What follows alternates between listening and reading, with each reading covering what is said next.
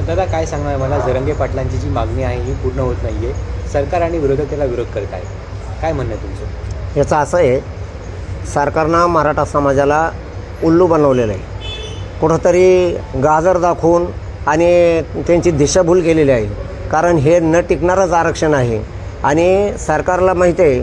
कारण ज्यावेळेस वाशीला मनोजदादा ज्यावेळेस थांबले, त्यांनी पाहिलं की इतके लोक जर मुंबईत आले तर मुंबईचे काय हाल होतील, कायदा आणि सुव्यवस्था काय होईल.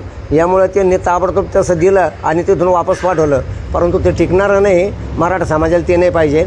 आणि यांनी जे मराठा आरक्षणासाठी जे स्पेशल अधिवेशन बोलवलं होतं, परंतु मनोजदादा जे देवेंद्र फडणवीसविषयी एक शब्द बोलले तर सर्व आमदार खासदारांनी त्यांचं उचलून धरलं.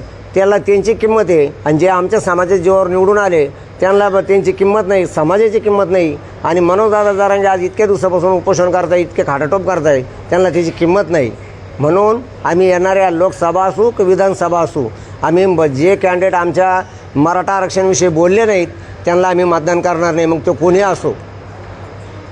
अशा परिस्थितीत जिल्ह्याची परिस्थिती काय असणार, कारण मराठा आरक्षणाचा मुद्दा हा जालन्यातूनच सुरू झालेला आहे. जालना म्हणजे ही मूळ मराठा आरक्षणाची मूळ भूमी आहे. कारण सुरुवात इथून झालेली आहे. आणि येणाऱ्या लोकसभा निवडणुकीमध्ये माननीय रावसाहेब पाटील दानवे यांना आमचा मराठा समाज एकही मतदान करणार नाही.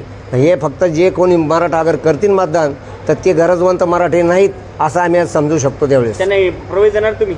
नाही, आम्ही त्यांच्या विरोधात आम्ही स्वतः उभा राहणार आहे खासदारकीला.